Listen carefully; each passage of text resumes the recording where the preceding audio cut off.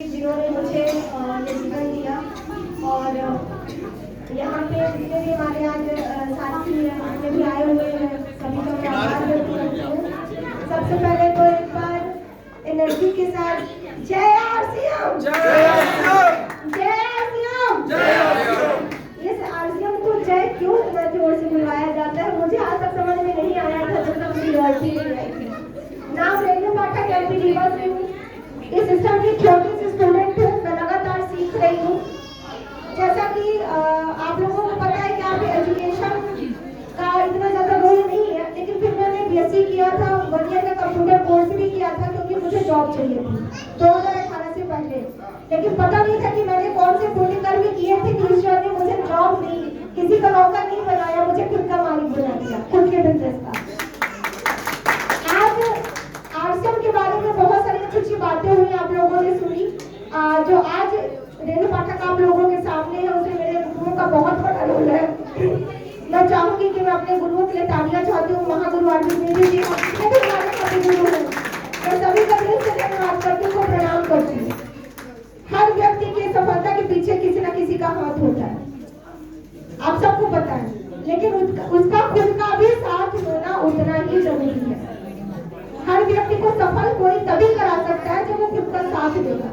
और अब मैं इतनी कहूंगी कि रीवा में रेणु और सतना में टीनू, रीवा में रेणु और सतना में टीनू एक ऐसे चावल है कि अच्छे अच्छे हाथ पैर वाले, जैसे अभी सर ने कहा अपाहिज, हैंडीकैप, विकलांग। क्षमा चाहूंगी मैं किसी का दिल नहीं दुखाना चाहती, लेकिन मेरा दिल दुखता है, मेरा दिल दुखता है कि हम विकलांग नहीं है। ईश्वर ने विकलांगता उसको दी है जिसका शरीर तो बहुत अच्छा है देखने में, लेकिन उसके पास दिमाग नाम की चीज नहीं। आप और हम अगर सिर्फ अपने बारे में सोचते हैं, खुद कमा के खाते हैं, अपने परिवार को चलाते हैं, भले वो कितने भी बड़े पोस्ट में है, मुझे नहीं लगता कि कोई बड़ा काम हम कर पाते। अगर हम दूसरों के लिए कुछ करते हैं तो वो बहुत बड़ा एग्जाम्पल होता है। और रेणु पाठक ने और टीनू जी ने ये उदाहरण करके दिखाया है कि हम खुद को भी चला सकते हैं और दूसरों को भी बना सकते हैं।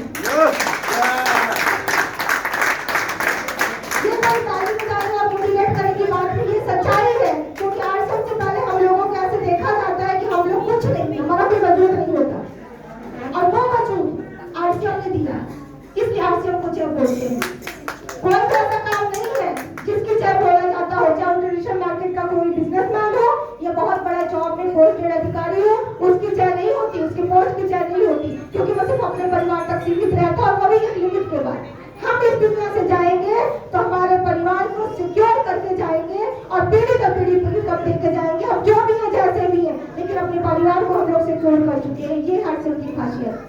तो आप लोगों से क्षमा चाहूंगी कि अगर किसी को कोई बात लगे, पर आरसीएम को समझे और आरसीएम के प्रोडक्ट जो जीवन देते हैं, लेकिन जीवन को चलाने के लिए आरसीएम आपको रॉयल्टी देता है, टेक्निकल देता है।